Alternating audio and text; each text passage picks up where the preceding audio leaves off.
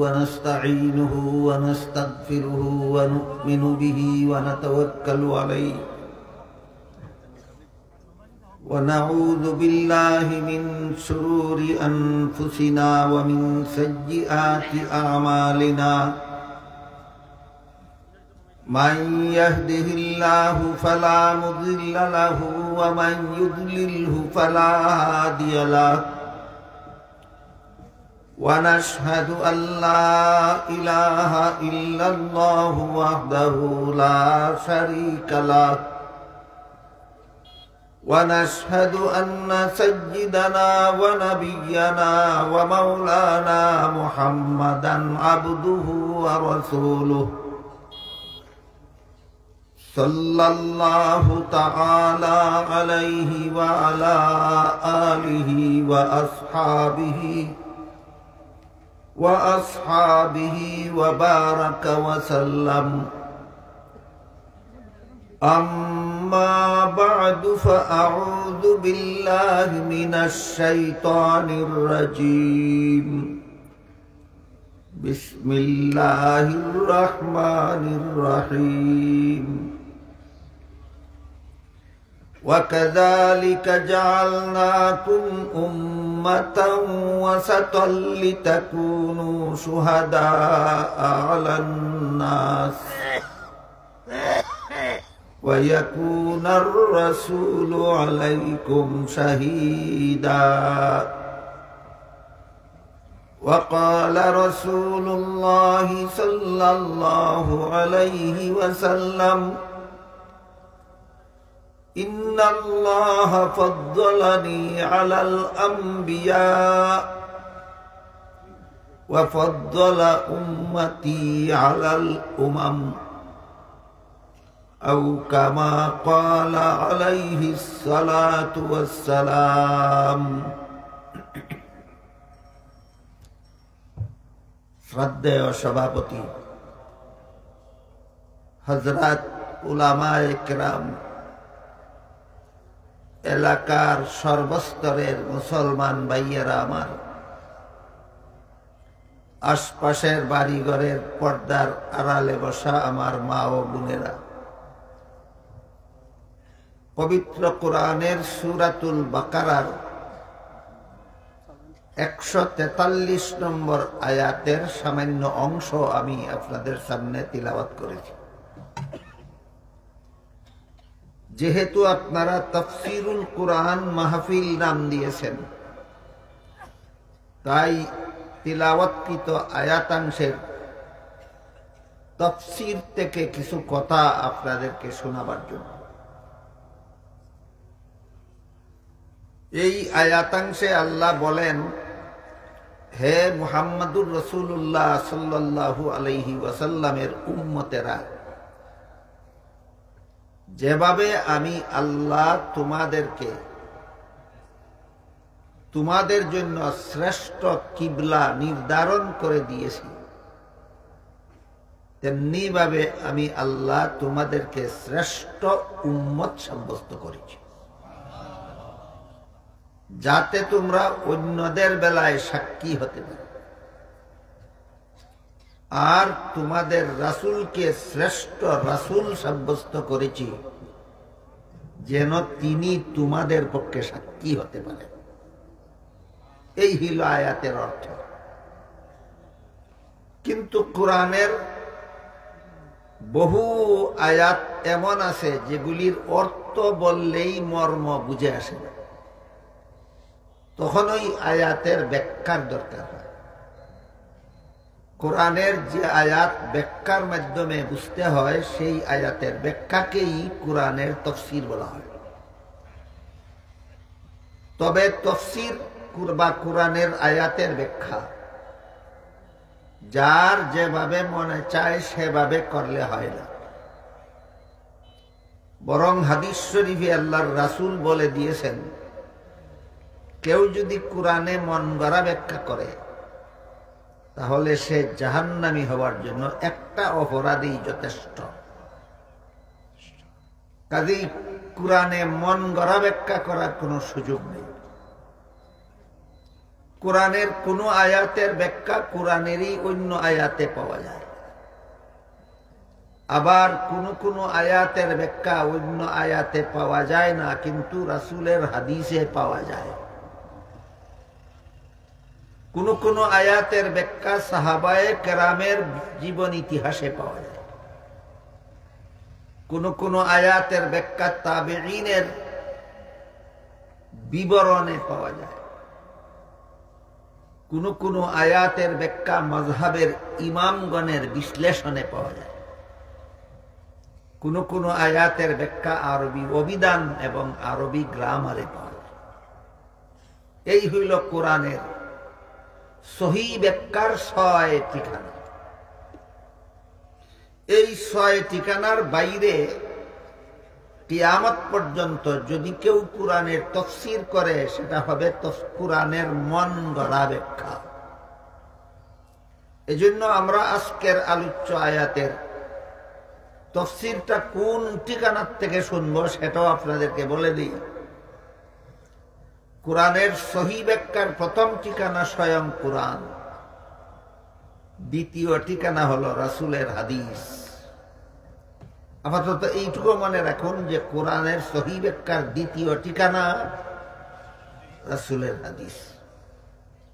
আজকে আমরা যে আয়াতের অংশ তিলাওয়াত করেছি, এর ব্যাখ্যা আমরা রাসূলের হাদিস থেকে বোঝার চেষ্টা করব।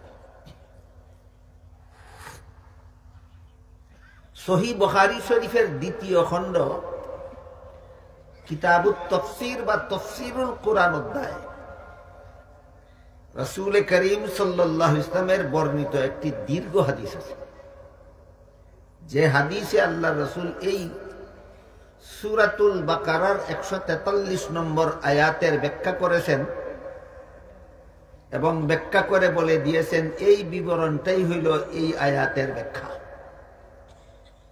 কাজেই আমরা সূরাতুল বাকারার 143 নম্বর আয়াতের যে অংশ তিলাওয়াত করেছি, এই অংশের ব্যাখ্যা রাসূলের হাদিসের মধ্যে আছে, যে হাদিসটাই সহিহ বুখারী শরীফে উল্লেখ আছে। আমরা সেখান থেকেই আজকের এই আয়াতের ব্যাখ্যাটা শোনার বোঝার চেষ্টা করব।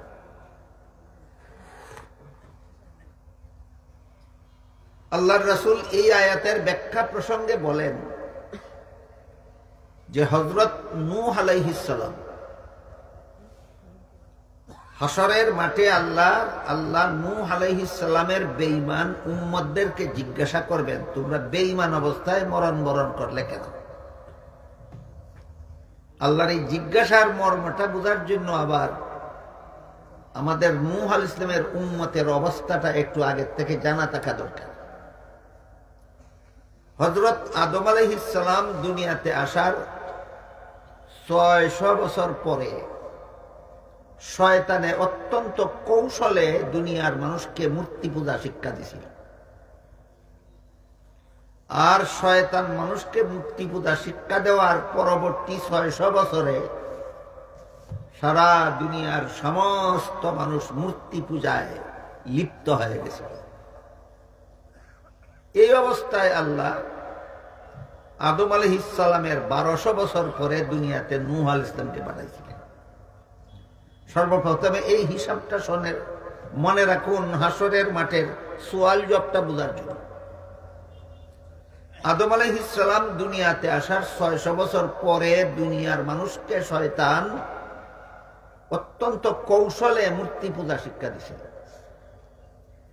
শিক্ষা দেওয়ার পরবর্তী ৬০০ বছরে সারা দুনিয়ার সব মানুষ মূর্তি পূজায় লিপ্ত হয়ে গেছে। এই অবস্থায় আল্লাহ নূহ আলাইহিস সালামকে দুনিয়াতে পাঠাইছিলেন। হিসাব বুঝে থাকলে বলেন তো, আদম আলাইহিস সালাম দুনিয়াতে আসার কতদিন পরে নূহ আলাইহিস সালাম দুনিয়াতে আসলেন? ১২০০।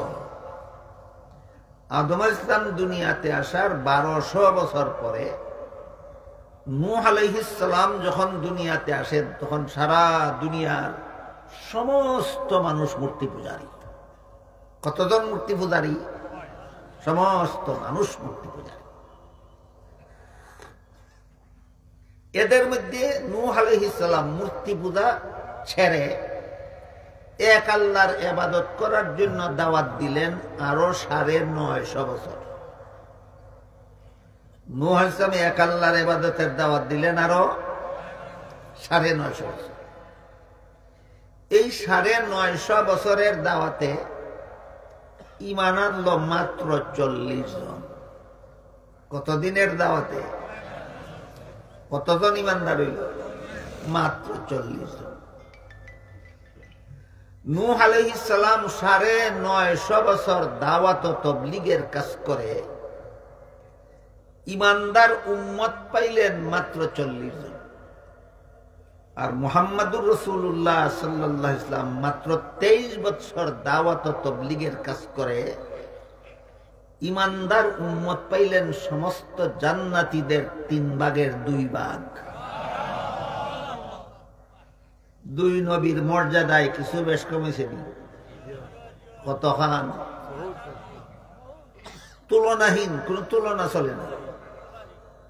দাওয়াত দিলেন 950 বছর, উম্মত পাইলেন 40 জন। ইনি দাওয়াত দিলেন মাত্র 23 বছর, উম্মত পাইলেন সমস্ত জান্নাতীদের 3 ভাগের 2 ভাগ। এটা একমাত্র আমাদের নবীর মর্যাদা। আল্লাহ পাক রব্বুল আলামিন আমাদের নবীকে বিভিন্ন ভাবে গোটা সৃষ্ট জগতের উপরে তো বটেই, সমস্ত নবী রাসূলগণের উপর আল্লাহ আমাদের নবীকে বহু শ্রেষ্ঠত্ব দান করেছেন, অনেক মর্যাদা দান করেছেন। এই মর্যাদাগুলি কোরআনে হাদিসে যেভাবে বর্ণিত হয়েছে সমাজে সেইভাবে আলোচনা হয় না। আল্লাহ আমাদের নবীকে যত আলাদা মর্যাদা, যত শ্রেষ্ঠ মর্যাদা দান করেছেন, আমাদের নবীর মর্যাদার যত বিবরণ কোরআনে বর্ণিত হয়েছে, হাদিসে বর্ণিত হয়েছে, এইগুলি সহি শুদ্ধভাবে সমাজে বর্ণিত হয় না। না হওয়ার কারণে আমার ধারণা যে আমাদের সমাজের মুসলমান এখনো আমাদের নবীর আলাদা মর্যাদা জানে না। কেন জানেন না? আপনারা কেন জানেন না? আপনাদের দোষে না আমাদের সঠিকভাবে বর্ণনা না করার দোষে? হ্যাঁ, আমরা যারা বর্ণনা করি দোষটা আমাদের। আমরা আমাদের নবীর সঠিক মর্যাদার বর্ণনা কোরআন হাদিসে যেভাবে আছে এইভাবে আপনাদেরকে বলি না, এই জন্য আপনারা জানেন না। যারা বলেন কিছু কিছু, তারা হয়তো বাড়াবাড়ি করেন আর না হয় অতিরঞ্জিত করেন। কেউ নবীর মর্যাদা বর্ণনা করতে গিয়া নবীকে আল্লাহর সমান বানাইয়া ফেলেন, আর কেউ আমাদের নবীর মর্যাদা বর্ণনা করতে গিয়া অন্যান্য নবীর সমান বানাইয়া ফেলেন। আপনাদের নবীর মর্যাদা অন্যান্য নবীর সমান না শ্রেষ্ঠ? আল্লাহর সমান না আল্লাহর নিচে? এই সীমা রেখা ঠিক রেখা কেউ কয় না। হয়তো অন্য নবীর সমান বানায় আর না হয় আল্লাহর সমান বানায়। অন্য নবীর সমান বানাইলে আমাদের নবীর অবমাননা হয়, আর আল্লাহর সমান বানাইলে আল্লাহর সাথে শিরিক হয়। নবীর অবমাননা করলেও ঈমান থাকে না, শিরিক করলেও ঈমান থাকে না। ঘটনাটা কি হয়? নবীর মর্যাদার নামে হয়তো কুফরি করে আর না হয় শিরিকি করে। কিসের নামে? নবীর মর্যাদা দেওয়ার নামে, তাজিমে রসুলের নামে, নবীকে সম্মান করার নামে হয়তো শিরিক করে আল্লাহর সাথে শরীক বানাইয়া, আর না হয় কুফরি করে নবীরে মর্যাদার থেকে আলামাইয়া। কথা বুঝতে পারলেন? দুইটা উদাহরণ দিয়ে শুনুন। হাদিস শরীফে রাসূল বলেন, ইন্নাল্লাহা ফাদ্দালানি আলাল আম্বিয়া, আল্লাহ আমাকে সমস্ত নবী রাসূলগণের উপর শ্রেষ্ঠ মর্যাদা দান করেছে।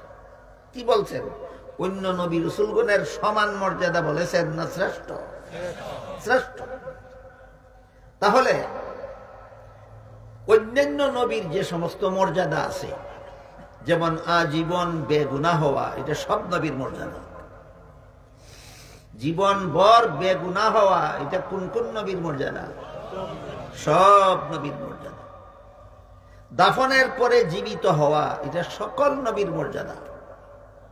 দাফনের পরে জীবিত হওয়া সকল নবীর মর্যাদা। আপনি যদি এখন আমাদের নবীর মর্যাদা বর্ণনা করতে গিয়া বলেন আমাদের নবী বেগুনাহ, এটা কি আপনাদের নবীর মর্যাদা হইল না অন্য নবীর সমান বানানি হইল? যে কয় হেও বুঝে না, যে শুনে হেও বুঝে না। যারা শুনে তারা কি অপমানটা নবীরে করলো বুঝবে দূরের কথা, যে কয়ে নিজেই বুঝে না নবীরে এখানে মর্যাদা দেওয়ার নামে কি অপমানটা করলো। আমি আপনাদের জিজ্ঞাসা করি, পাঠশালা স্কুলে যারা পঞ্চম শ্রেণীতে লেখাপড়া করে এরা কি এবিসিডি জানে না? কিছু ভুল হয়? পঞ্চম শ্রেণীর ছাত্র কি এবিসিডি চিনতে বলবে তো কথা না। পাঠশালার পঞ্চম শ্রেণীর ছাত্র এবিসিডি খুব ভালোভাবেই জানে, পড়তে বুঝতে চিনতে কোনো অসুবিধা না। কিন্তু যেই ছেলেটা এমএসসি পাস করে, কি পাস? এমএসসি পাস, এই ছেলেটার প্রশংসা করতে গিয়ে যদি আপনি বলেন যে এই ছেলেটা বালা এবিসিডি জানে, কথা তো সত্যই কইছেন, কিন্তু তার প্রশংসা হয়েছে না অপমান? এই ধরনের অপমান নবীর মর্যাদার নামে বক্তারা আমাদের নবীকে করে থাকে। নবী তো বেগুনা ঠিকই আছে, কিন্তু বেগুনা হওয়া তো তোমার নবীর আলাদা মর্যাদা না, এটা তো সকল নবীর মর্যাদা। অথচ নবী বলেন আল্লাহ আমাকে সকল নবীর সমান নয়, আমাকে সকল নবীর উপর শ্রেষ্ঠ মর্যাদা দান করেছে। সত্যই যদি তোমার নবীর মর্যাদা মানুষকে বুঝাবার উদ্দেশ্য থাকে, তাইলে যেই মর্যাদা শুধু তোমার নবীর মধ্যে আছে অন্য নবীর মধ্যে নাই সেইটা বলো। আর সেইটা যদি না জানো তাইলে না গালে না পাওয়া অঙ্গখানা চুলকাতে যাও কেন?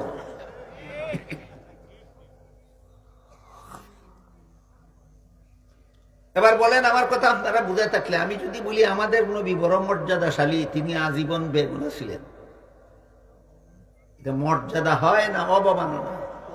কেন? এই মর্যাদা তো সকল নবীর আছে, এটা তোমার নবীর আলাদা মর্যাদা। এই মর্যাদা আদম নবীরও আছে, এই মর্যাদা নূহ নবীরও আছে, এই মর্যাদা ইব্রাহিম নবীরও আছে, এই মর্যাদা মুসা নবীরও আছে, এই মর্যাদা ঈসা নবীরও আছে। সমস্ত নবী আজীবন বেগুনা। যে তোমার নবীর আজীবন বেগুনা হইয়া প্রশংসা করছো না অন্য নবীর সমান বানাইছো? এই দান্দালিটা নবীর শানের নামে বর্তমান সমাজে চলছে। কিসের নামে? কি শানে রাসালতের নামে, শানে রসুলের নামে রসুলের অবমাননা। কিসের নামে? কি রসুলের মর্যাদার নামে রসুলের অবমাননা। এই ভঙ্গিতে চলছে, এই ভঙ্গিতে। এখানে রসুলের অবমাননা করলো, রসুলকে আল্লাহর সমান বানাইয়া না অন্য নবীর সমান বানাইয়া? হ্যাঁ, রসুলের অবমাননা করলো রসুলকে অন্য নবীর সমান বানাইয়া। আর কোন সময় রসুলকে অবমাননা করে আল্লাহর শরিকদার বানাইয়া। আর করে যে শানে রসুলের নামে, কই রসুলের শান। যেমন আল্লাহ পাক রব্বুল আলামিন পবিত্র কোরআনের সূরা নামালের 65 নম্বর আয়াতে বলেছেন, কুল্লা ইয়ালামু মান ফিস সামাওয়াতি ওয়াল আরদিল গায়বা ইল্লাল্লাহ। এর অর্থ হলো, হে রাসূল করিম সাল্লাল্লাহু আলাইহি ওয়াসাল্লাম, আপনি বলে দিন আসমান জমিনের কোন বাসিন্দাই গায়েব জানে না একমাত্র আল্লাহ ছাড়া। অস্পষ্ট কথা না সুস্পষ্ট? কোরআনের সুস্পষ্ট কথার তফসিরও লাগে না, ব্যাখ্যাও লাগে না, কোরআনের কথাই যথেষ্ট। সূরা নামলের 65 নম্বর আয়াতে আল্লাহ আমাদের নবীকে নির্দেশ দিয়ে বলেন, আপনি ঘোষণা করে দিন আসমান জমিনের কোন বাসিন্দাই গায়েব জানে না একমাত্র আল্লাহ ছাড়া। এখন যদি কেউ নবীরে মর্যাদা দেওয়ার নামে কয় আমার নবী গায়েব জানেন, বুঝে থাকলে বলেন কার মর্যাদা কারে দিল? এটার নাম ওই শিরিক। শিরিক করলে ওই ইমান থাকে না, নবীরে অবমাননা করলে ওই ইমান থাকে না, নবীরে আল্লাহর শরীকদার বানাইলে ওই ইমান থাকে না। এই কারণে বলছি তোমার নবীর আসল মর্যাদা কোরআনে হাদিসে যা কিছু বর্ণিত আছে যদি না পড়ে থাকো, না শিখে থাকো, যদি উস্তাদের কাছে লেখাপড়া না করে থাকো, পরীক্ষা না দিয়া থাকো, পরীক্ষা দিয়া যদি ফাঁস না করে থাকো, এইসব স্পর্শকাতর আলোচনা করার বিষয় আলোচনা করে তোমাকে বললো কে? নাগালে না পাওয়া অঙ্গখানা চুলকাতে যাও কেন?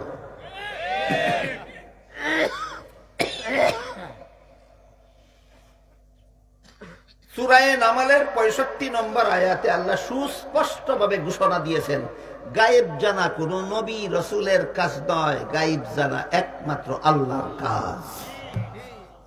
আর আল্লাহ ছাড়া অন্য কারো মধ্যে নাই এমন গুণ নবীর মধ্যে আছে বলার নাম ওই নবীরে আল্লাহর শরীক বানানি। আল্লাহ ছাড়া অন্য কারো মধ্যে নাই এমন গুণ কোন ওলির মধ্যে আছে মনে করার নাম ওই ওলিরে আল্লাহর শরীকদার বানানি। কেউ নবীর মর্যাদার নামে বেগুনা কইয়া অন্য নবীর সমান বানায়, এটাও নবীর অবমাননা। আর কেউ নবীর মর্যাদা দেওয়ার নামে নবীরে গায়েব জাননেওয়ালা কইয়া আল্লাহর শরীক বানায়, এটাও আল্লাহর সাথে বেয়াদবি। এই দুটোটাই ঈমান বিধ্বংসী।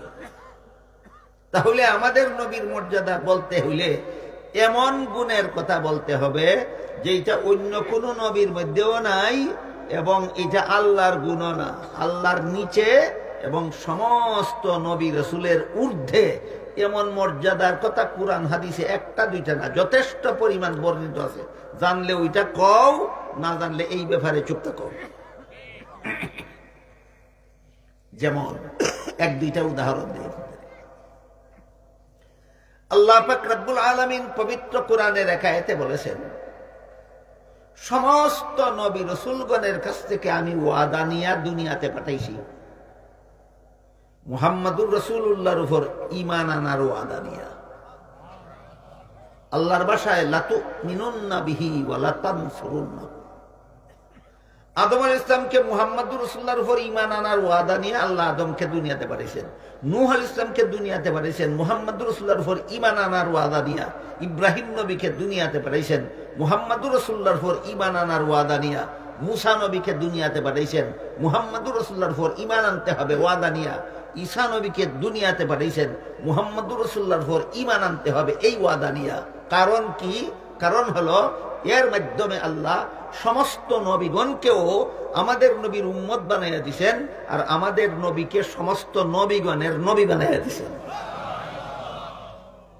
এই মর্যাদারা আল্লাহর সমান হইছে না আদম নবীর সমান হইছে? না সকল নবীর ঊর্ধ্বে গেছে, আল্লাহর নিচে রয়েছে? এইটার নাম হইল শানে রাসূল। এটার নাম হইল শানে রাসূল। কারে কয়? গুরার দি বলছি না, খালি শানে রাসূল, শানে রাসূল, শানে রাসূল। শানে রাসূল কারে কয়? যেই মর্যাদা বললে অন্য সকলের ঊর্ধ্বে বুঝায়, শুধু আল্লাহর নিচে বুঝায়, এইটার নাম শানে রাসূল। বুঝতে পারলেন বিষয়টা? আল্লাহ পাক রব্বুল আলামিন আমাদের নবী মুহাম্মদুর রাসূলুল্লাহ সাল্লাল্লাহু আলাইহি ওয়াসাল্লামকে মেরাজের রাত্রে সমস্ত নবী রাসূলগণের ইমাম বানাইছেন এবং সমস্ত নবী রাসূলগণকে আমাদের নবীর মুক্তাদি বানাইয়া দিয়েছেন। আপনারাই বলেন ইমামের মর্যাদা আর মুক্তাদির মর্যাদা সমান সমান না মুক্তাদির চেয়ে ইমামের মর্যাদা শ্রেষ্ঠ? এই পদ্ধতিতে আল্লাহ আমাদের নবীকে সমস্ত নবীগণের উপর শ্রেষ্ঠ মর্যাদা দিয়েছেন। কোথায়? মেরাজের রাত্রে বাইতুল মুকাদ্দাস। সমস্ত নবীদেরকে আল্লাহ সেখানে একত্র করে দিলেন, কোন নবী বাদ গেছেন না, সব নবী একত্র করে দিয়েছেন। দিয়া বলছেন 2 রাকাত নামাজ জামাতের সাথে পড়ার। ইমামতি কে করবে একের দিকে অপরে তাকাইতেছিলেন, সিদ্ধান্ত হইতেছিল না কে ইমামতি করবে। এমত অবস্থায় জিবরিল ফেরেশতা আমাদের নবীর হাত মুবারক ধরে সামনে বাড়াইয়া দিয়া বললেন, আজকের এই পয়গম্বরী নামাজের জামাতের ব্যবস্থা আল্লাহ করেছেন শুধুমাত্র আপনাকে সকল নবীর ইমাম আর সমস্ত নবীকে আপনার মুক্তাদি বানাবার জন্য। ঘটনা কি হাদিসে নাই? তাহলে আমাদের নবীর যথাযথ মর্যাদার বিবরণ কি মন গড়া যুক্তি লাগবে না কুরআন হাদিস যথেষ্ট? কুরআন হাদিস যথেষ্ট। কুরআন হাদিসের দ্বারে কাছেও থাকে না, খালি মন গড়া যুক্তি দে, খালি মন গড়া যুক্তি। একটা মন গড়া যুক্তি আপনাদের শোনাই। টেলিভিশনের বক্তা যদি একই মুহূর্তে সারা দুনিয়ার সমস্ত মানুষের ঘরে ঘরে হাজির হতে পারে, আমার নবী কেন হাজির নাজির হতে পারবেন না? কোন সূরার কত নম্বর আয়াতের তর্জমা এটা? এটা কোন কিতাবের কত পৃষ্ঠার হাদিস? টেলিভিশনের বক্তা যদি একই মুহূর্তে সারা দুনিয়ায় হাজির হতে পারে, আমার নবী কেন হাজির নাজির হতে পারবেন না? তো কোন সূরার কত নম্বর আয়াতের ব্যাখ্যা? এটা কোন কিতাবের কত পৃষ্ঠার হাদিস? না মন গড়াতুল কিতাব? এটার নাম মন গড়াতুল কিতাব। এই মন গড়াতুল কিতাবরে যদি একটু সময় লাগে আমরা মানি লাই, তাহলে ফলাফল কিতা দাঁড়ায় এই বেদিশার খবরও নাই। যে বেদিশায় মন গড়া যুক্তিটা দিল, বেদিশার খবরও নাই, যেটা মানলে পরিণতিটা কি দাঁড়ায় আমি একটু সময়ের জন্য মান্য আপনারা দেখাই। টেলিভিশনের বক্তাও আমরা গড়ে করে হাজির হইতে পারে, নবীও আমরা গড়ে করে হাজির হইতে পারেন। তো ওইলটা কিতা এখন ওইলটা কিতা?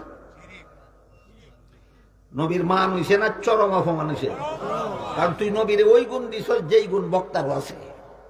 টেলিভিশনের বক্তা হিন্দু হইতে পারে, টেলিভিশনের বক্তা ইহুদিও হইতে পারে, টেলিভিশনের বক্তা খ্রিস্টানও হইতে পারে। হে যেইটা পারে, তোর নবী এইটা পারেন কইছস, চিন্তা করে দেখ তোর নবীরে কত বড় অপমান করছস।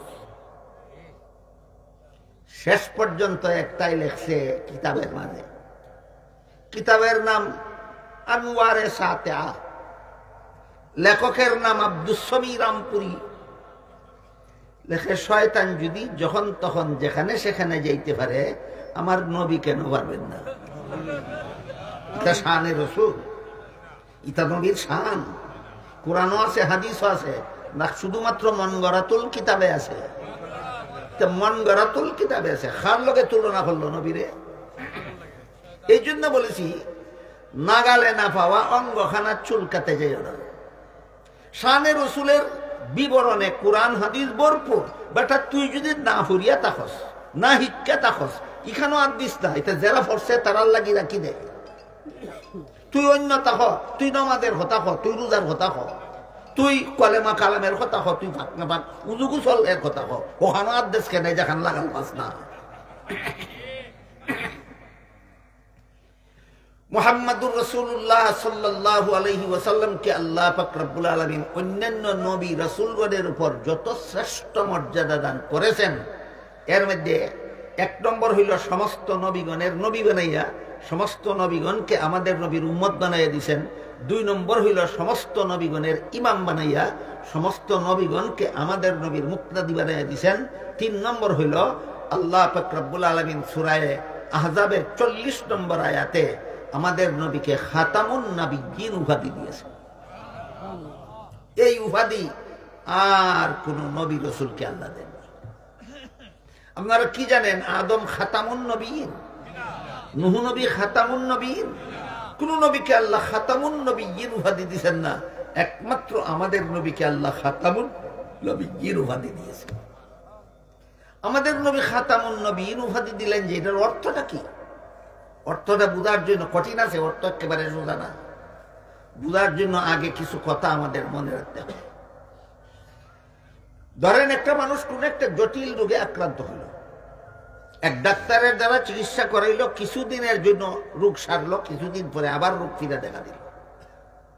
বলেন তো এই ডাক্তারের চিকিৎসা পুরাপুরি সফল হইল না আংশিক? আরেক ডাক্তার দিয়া করাইলো, কিছুদিনের লাগি ভালো হইল। আরেক ডাক্তার দিয়া চিকিৎসা করাইলো, কিছুদিনের লাগি ভালো হইল।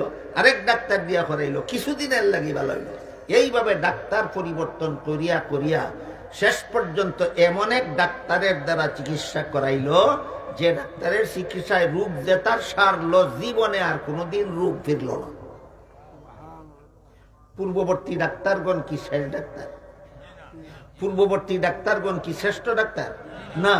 যে ডাক্তারের চিকিৎসার পরে আরো ডাক্তারের দরকার বাকি থাকে, ইনি শেষ ডাক্তারও না, শ্রেষ্ঠ ডাক্তারও না। ঠিক তেমনি ভাবে যে সমস্ত নবীর আবির্ভাবের পরে দুনিয়ার মানুষের হেদায়েতের জন্য আরো নবীর দরকার বাকি থাকে, তারা শেষ নবীও না, শ্রেষ্ঠ নবীও না।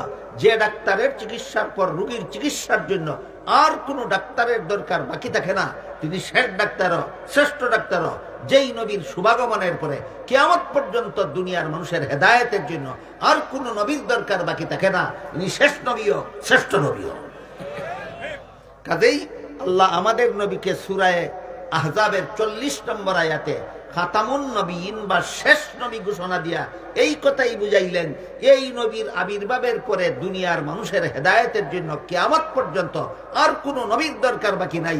এই মর্যাদা আর কোনো নবীকে আমি আল্লাহ দেই নেই, একমাত্র তোমাদের নবীকে দান করেছি। এটা কি অন্য নবীর সমান হইল না আল্লাহর সমান হইল? না কোনোটাই নাই। অন্য নবীর সমান না আল্লাহর সমান? এই আমাদের সমাজের বাজারি বক্তারা নবীর শানের নামে হয়তো অন্য নবীর সমান বানায়, নাইলে আল্লাহর সমান বানায়। দুটোই বেঈমানি, একটার দ্বারাও ঈমান থাকে না। পবিত্র কোরআনের আরেক আয়াতে আল্লাহ আমাদের নবীকে বলেছেন, ওয়ামা আরসালনাকা ইল্লা রাহমাতাল লিল আলামিন, সমস্ত জগৎবাসীর জন্য আপনাকে রহমত বানিয়ে পাঠাইছি। সমস্ত জগৎবাসীর জন্য রহমত বানিয়ে পাঠাইছি। তাহলে আল্লাহ আমাদের নবীকে শুধু মুমিনদের জন্য রহমত কইছেন না, বেদিন কাফিরের জন্য। বেদিন কাফিরের জন্য আমাদের নবী রহমত, জীব জানোয়ারের জন্য আমাদের নবী রহমত, আসমান জমিনের জন্য আমাদের নবী রহমত, চন্দ্র সূর্য গ্রহ নক্ষত্রের জন্য আমাদের নবী রহমত, এমনকি গাছপালা বৃক্ষ তরুলতার জন্য আমাদের নবী রহমত। সবগুলি কথা আমি একদিনে বলে শেষ করতে পারবো না। শুধু বেদিন কাফিরের জন্য আমাদের নবী রহমত কিভাবে, এর একটা উদাহরণ দিয়ে প্রসঙ্গটা শেষ করি। দীর্ঘ হাদিসে উল্লেখ আছে, হাসরের মাঠে সারা দুনিয়ার সমস্ত মানুষ যখন জীবনের হিসাব দেওয়ার জন্য আল্লাহর সামনে দাঁড়াবে, 50,000 বছর দাঁড়াইয়া থাকবে, হিসাব নিকাশ শুরুই হবে না। হিসাব নিকাশ শুরুই হবে না 50,000 বছর উলঙ্গ অবস্থায় উত্তপ্ত সূর্যের নিচে দাঁড়িয়ে থাকবে। হাসরের মাঠের মানুষ আদম আলাইহিস সালামকে অনুরোধ করবে, যারা জান্নাতে যাওয়ার যাবে, যারা জাহান্নামে যাওয়ার যাবে, হিসাব নিকাশটা সমাধা করে দেওয়ার জন্য আল্লাহর কাছে সুপারিশ করে দিন। আদম বলবেন আমার সাহস নাই। নূহ আলাইহিস সালামকে অনুরোধ করবে, তিনিও বলবেন আমার সাহস নাই।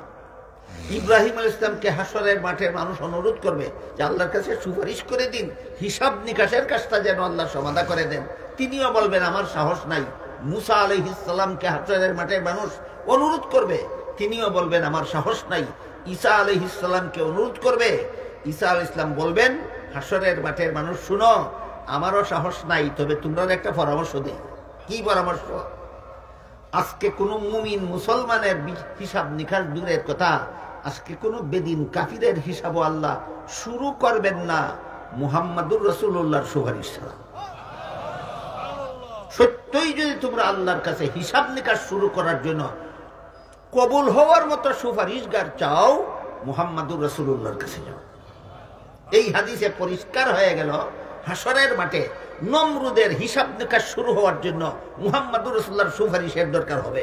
ফেরাউনের হিসাব নিকাশ শুরু হওয়ার জন্য হাসরের মাঠে মুহাম্মাদুর রাসূলুল্লাহর সুপারিশের দরকার হবে। আবু জাহলের হিসাব নিকাশ হাসরের মাঠে শুরু হওয়ার জন্য মুহাম্মাদুর রাসূলুল্লাহর সুপারিশের দরকার হবে। বলুন, মুহাম্মাদুর রাসূলুল্লাহ শুধু মুমিনদের জন্য রহমত না বেঈমান কাফিরদের জন্য রহমত? এইভাবে নবীর মর্যাদা কোরআন হাদিসে বর্ণিত আছে কিনা? কইলে কি অন্য নবীর সমান হয় না আল্লাহর সমান হয়? না মাঝখানো তাকে? ও মাঝখানো তাহা হইল তোমার নবীর শান। কথা বুঝলা নি যাব? ওখান যাই মূল কথার দিকে। নূহ আলাইহিস সালাম দুনিয়ার মানুষকে দাওয়াত দিলেন কতদিন? 950 বছর। ঈমান আনলো মাত্র 40 জন। মুহাম্মাদুর রাসূলুল্লাহ দুনিয়ার মানুষকে দাওয়াত দিলেন মাত্র 23 বছর। ঈমান আনলো কতজন? আসমানত কতটা তারা আছে যেভাবে সারা জীবনে গণ্যা কেউ শেষ করতে পারবে না, ঠিক তেমনি ভাবে মুহাম্মাদুর রাসূলুল্লাহর ঈমানদার মুসলমান উম্মতের সংখ্যা কত কেউ গণতে থাকলে জীবন শেষ হয়ে যাবে, উম্মতের সংখ্যা গোনা শেষ হবে না।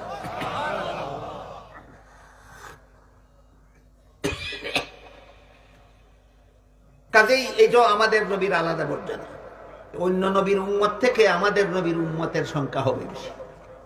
এই জন্য এক হাদিসে রাসূল করিম সাল্লাল্লাহু আলাইহি ওয়াসাল্লাম বলেন, তাযাব্বাজুল গুদুদাল বুলুদা ফাইন্নী মুকাসিরুম বিকুমুল উমামা ইয়াউমাল কিয়ামা আও কামা ক্বাল আলাইহিস সালাতু ওয়াস সালাম। অর্থাৎ হে আমার উম্মতের মুসলমানেরা, তোমরা যে বংশের মেয়েদের গর্ভ থেকে বেশি বেশি সন্তান জন্ম হয় ওই বংশে বিয়া করো। তোমার ঘরে সন্তান বেশি হইলে হাসরের মাঠে আমার উম্মতের সংখ্যা বেশি হইব। এটা হইব সকল নবীর উপর আমার মর্যাদার প্রমাণ।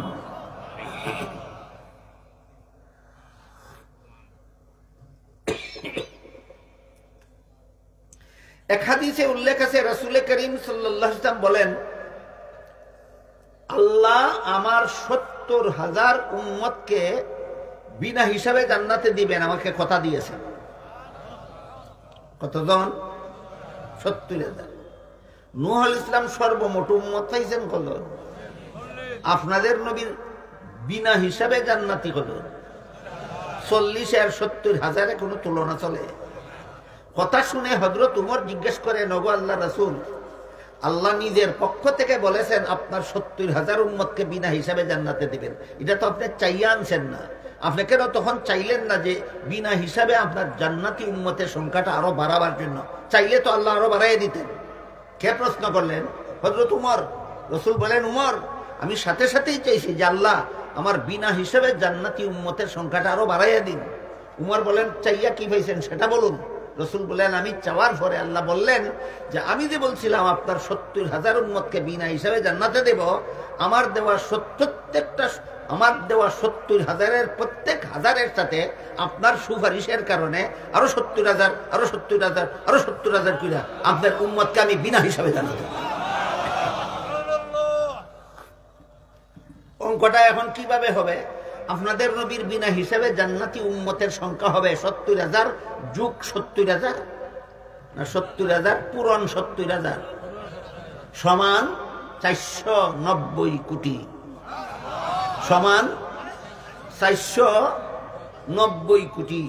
১০ কোটি কম ৫০০ কোটি উম্মতকে আল্লাহ আমাদের নবীর বিনা হিসাবে জান্নাতে দিবেন।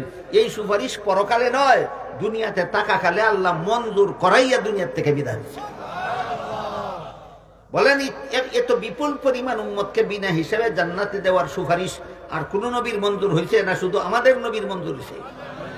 এই সমস্ত বিবরণ হাদিস কোরআন থেকে পেশ করলে নবীর শান মান মর্যাদায় কিছু কমতি হয়, সাবক না? ঠিক থাকে ইতা না হইয়া মন গড়া যুক্তি দিতাই দাও। কেন মন গড়া যুক্তির নাম তো শরীয়তের দলিল নাই।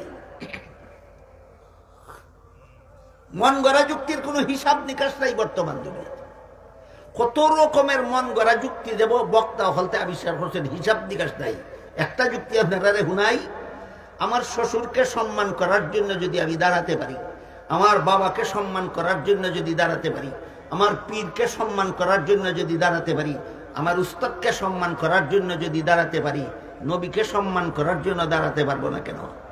একটু সময়ের জন্য মানলাম বাবা তোর কথা, স্থায়ীভাবে মানলাম কিছু না, একটু সময় লাগে। বাবা তোর কথা একটু সময় লাগি মানলাম। আমার বাপ রেও সম্মান করার লাগি দাঁড়াই, আমার শ্বশুর রেও সম্মান করার লাগি দাঁড়াই, আমার ফির রেও সম্মান করার লাগি দাঁড়াই, আমার উস্তাদ রেও সম্মান করার লাগি দাঁড়াই, খাদি আমার নবী রেও সম্মান করার লাগি দাঁড়াইব। কিতা বানাইছ চিন্তা কইরা দেখ, এই চিন্তা কইরা দেখ, বেদিশা বানাইছটা কিতা? বাপের থেকে বাড়াইছে না বাপের সমান বানাইছে? হৌরের থেকে বাড়াইছে না হৌরের সমান বানাইছে? ফির থেকে বাড়াইছে না ফিরের সমান বানাইছে? উস্তাদের থেকে বাড়াইছে না উস্তাদের সমান বানাইছে? মান নাও বা মানো না, এই সমস্ত দুঃখাবাদী সমাজের নবীর নিরীহ উম্মতের সাথে চলছে শানে রসুলের নাম দিয়া নবীকে অবমাননা করার এই চক্রান্ত সমাজে চলেছে। এবার আমি আপনাদের জিজ্ঞাসা করি, আমার পীর উস্তাদকে সম্মান করার জন্য আমি দাঁড়াই, আপনার মোবাইল বাজে, আমার পীর উস্তাদকে সম্মান করার জন্য আমি আমার কথা কই, আমি দাঁড়াই 100 বার দাঁড়াবো। আপনারা দাঁড়াইবেন কিনা দাঁড়াবেন না সেটা আপনাদের ব্যাপার। আমি আমার নিজের কথা কই, আমার পীরকে সম্মান করার জন্য আমি পারলে 100 বার দাঁড়াই, আমার উস্তাদকে সম্মান করার জন্য আমি পারলে 100 বার দাঁড়াই। তিনি আমার কাছে আসলেন না আসলেন? আসার পরও আমি তারে দেখলে না দেখলে, তুই যে নবীরে সম্মান করার লাগি দাঁড়াইলে, নবী আইলা কোন সময় আর তুই দেখলে কোন সময়? ওখানে আর জবাব দিতে না হইরা হয় নবী আজির নাজির। মানলাম একটু সময় লাগি আজির নাজির, তে তুই দেখলে কোন সময়? হয় যারা অন্তর নবীর মহব্বত আছে এরা দেখে, যারা অন্তর মহব্বত নাই এরা দেখে না। ও কথা 1 মিনিটের লাগি আমি মানলাম নবী আইসলা তোরার অনুষ্ঠান, নবীর মহব্বত আছে তোরার অন্তর, এর লাগি তোরা দেখিলেইছস। আমরা অন্তর নবীর মহব্বত নেই, আমরা দেখছিও না উবাইছিও না। 1 মিনিটের লাগি মানলাম। এবার হুন, দুনিয়ার জীবনে চর্মচোখে কোন মুমিন মুসলমান নবীরে দেখা মাত্র নবীর সাহাবী হইয়া যায়। আমরা যখন দেখছি না, আমরা তো সাহাবী হইছি না, উবাইছিও না, দেখছিও না, সাহাবী হইছি না।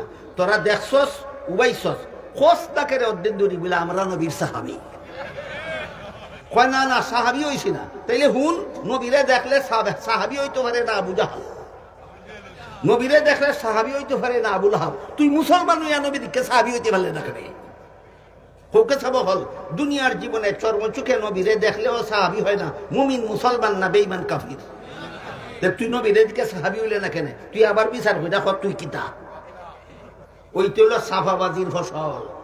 কিসের ফসল? সাফাবাজির ফসল। সাফাবাজি করে শানে রসুল হয় না, সাফাবাজি করে শানে রসুল হয় না। শানে রসুলের বিবরণের জন্য কোরআন হাদিস যথেষ্ট। কোরআনের আরেকটা আয়াত শুনে সাবা হল নূহ নবীর ঘটনার দিকে যাই। আল্লাহ পাক রব্বুল আলামিন এক সূরার শুরুতে বলেন, ওয়াদ-দুহা ওয়াল-লাইলি ইযা সাজা মা ওয়াদ্দাআকা রাব্বুকা ওয়া মা ক্বালা ওয়ালাল আখিরাতু খায়রুল লাকা মিনাল উলা ওয়ালা সাওফা ইউতিকা রাব্বুকা ফাতারদা। একবার একটা ঘটনা উপলক্ষে আল্লাহ পাক রব্বুল আলামিন আমাদের নবীর কাছে কিছুদিনের জন্য ওহী নাজিল বন্ধ রেখেছিলেন। কিছুদিনের জন্য ওহী নাজিল বন্ধ রেখেছিলেন। এই সুযোগে আবু লাহাব এক বেঈমান, এর বউ আরেক বেঈমান। আবু লাহাবের বেঈমান বউ উম্মে জমিল নবীকে বলতে লাগলো, ও নবী, ও মুহাম্মদ। নবী তো কয় না, কয় ও মুহাম্মদ, তোমার সাথে যেমন তোমার আল্লাহর ডিসকানেকশন হইয়া গেল, তোমার আল্লাহর যেমন তোমার সাথে সম্পর্ক ছিন্ন হইয়া গেল, আল্লাহ যখন যেমন তোমার উপরে বেজার, তোমার কাছে যে আল্লাহ আর ওহী টহি পাঠাই না, ব্যাপার কিতা?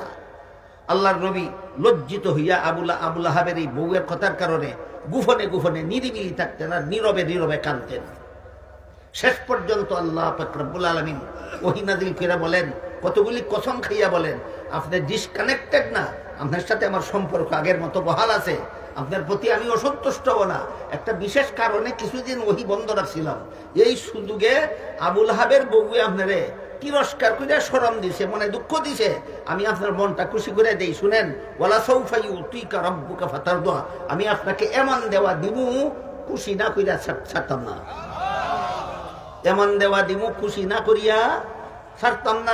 যেই আল্লাহ খুঁজুন সাথে সাথে নবী হইন। আমার একটা উম্মত যতদিন দুদক থাকবো খুশি হইতামই না। ইতা কোরআনও আসেনি না নাই, ইতা হাদিসও আসেনি না নাই। তুই তো বেটা টেলিভিশনের সাথে যুক্তি দেস, তুই তো বেটা শয়তানের সাথে যুক্তি দেস, তুই তো বেটা শ্বশুরের সাথে যুক্তি দেস, তুই তো বেটা বাপের সাথে যুক্তি দেস। নবীর মর্যাদা যুক্তির উপর নির্ভরশীল নয়, নবীর মর্যাদার জন্য কোরআন হাদিস যথেষ্ট। এবার চলে নূহ আলাইহিস ঘটনা।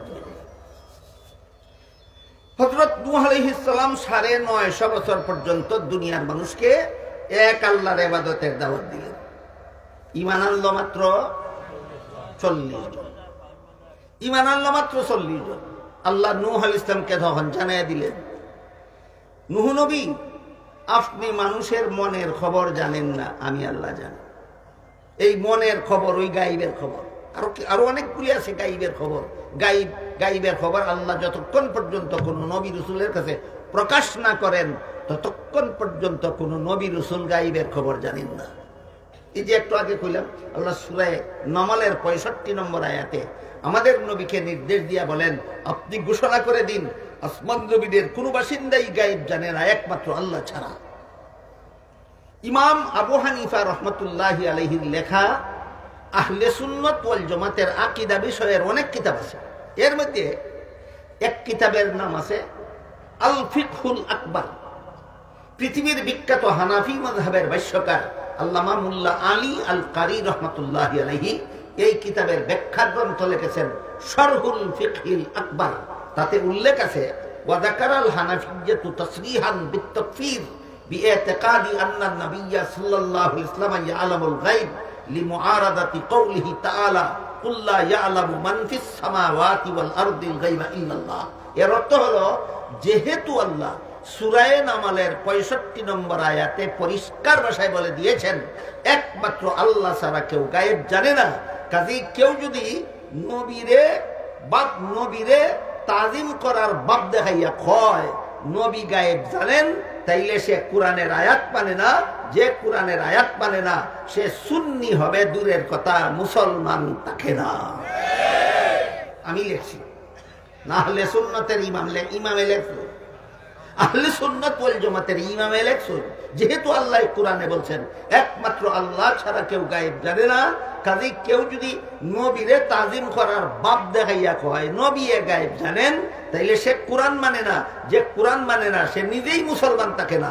এই বেটা তুই তো নিজেই মুসলমান না, তোর আবার ওয়াহাবি কিতাব সুন্নি কিতাব।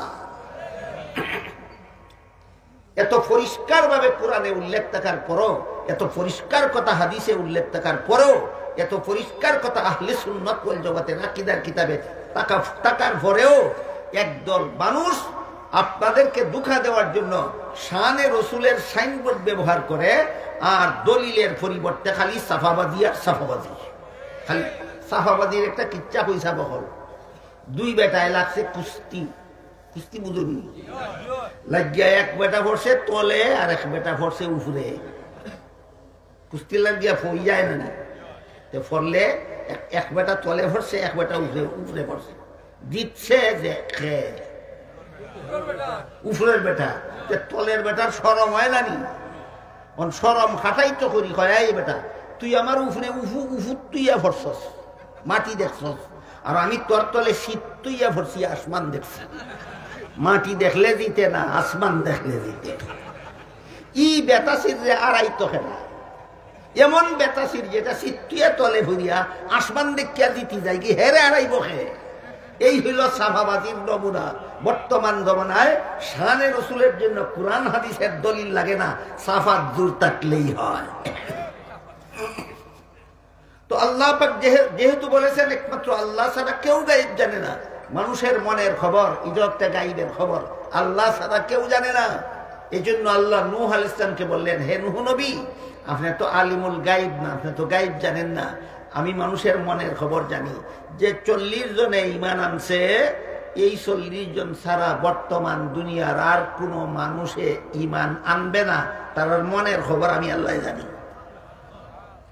বুঝি থাকলে কথা বল, এই 40 জন ছাড়া দুনিয়ার আর কোনো মানুষে ঈমান আনবে না। মানুষের মনের এই গায়েবের খবর নবী জানতেন না আল্লাহ জানতেন? আল্লাহ জানে, নবীরে জানাইও দিল না, আপনি জানেন না আমি জানি যে বাকি তা ঈমান আনতো না। নূহ নবীরে আল্লাহ এই কথা জানাইয়া দেওয়ার পরে নূহ আলাইহিস সালাম আল্লাহর কাছে একটা দোয়া করলেন, বললেন, আল্লাহ কোরআনে উল্লেখ করেছেন, وقال نوح رب لا تذر على الأرض من الكافرين ديارا إنك إن تذرهم يضلوا عبادك ولا يلدوا إلا فاجرا كفارا।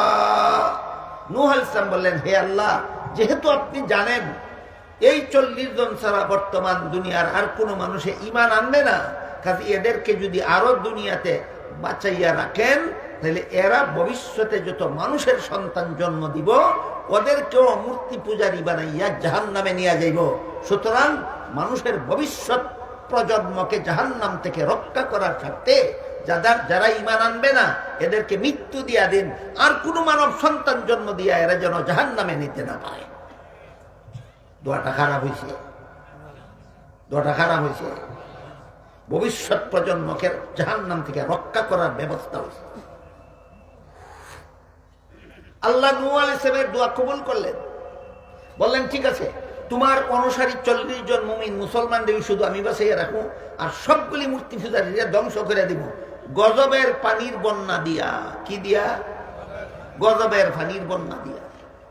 ওঠানো অনেক কম, আমি শুধু সামান্য একটু আওয়াজ দিতেছি আপনাদেরকে।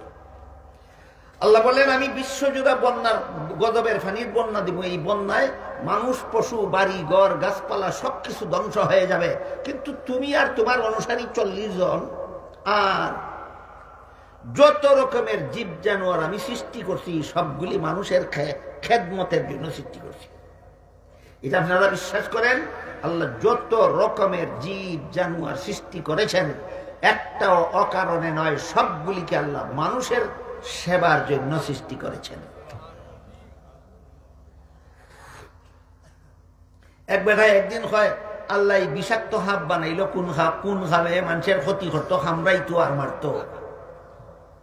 বাদে ওষুধ হইয়া ফার্মেসিতে ওষুধ আনতে গিয়া দেখে ওষুধটা হাফের বিষ দিয়া বানাইছে। বানাইনি যাব বুঝি থাকলে খোকা হাব বানাইছুন মানুষের অনিষ্ট করার লাগে না জটিল লোকের চিকিৎসার ঔষধ তৈরি করার লাগে?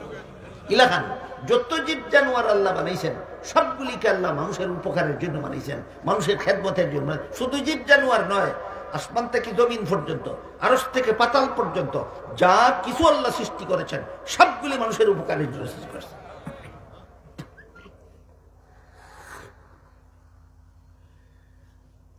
তো আল্লাহ পাক নূহ আলাইহিস সালামকে বললেন সবগুলি জানোয়ার তো মানুষের উপকারের লাগি বানাইছে।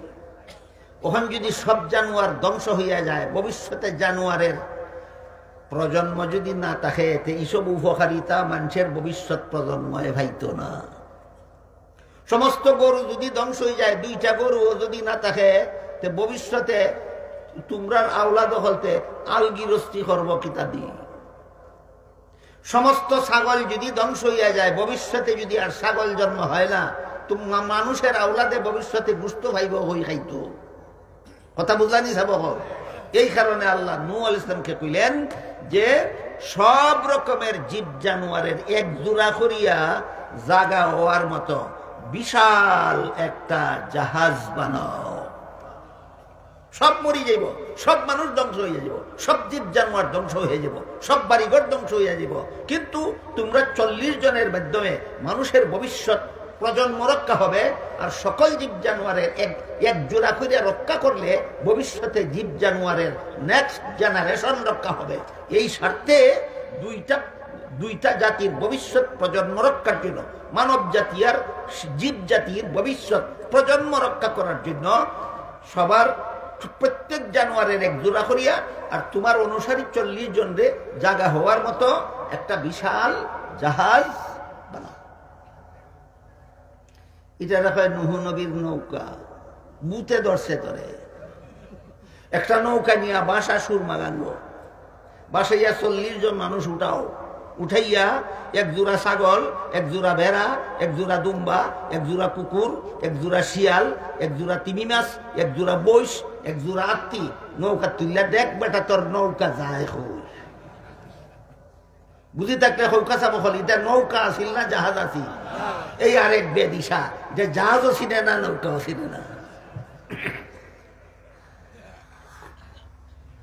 আল্লাহ নূহ আলাইহিস সালামকে নৌকা বানাইতে কইছিলেন না জাহাজ বানাইতে কইছিলেন?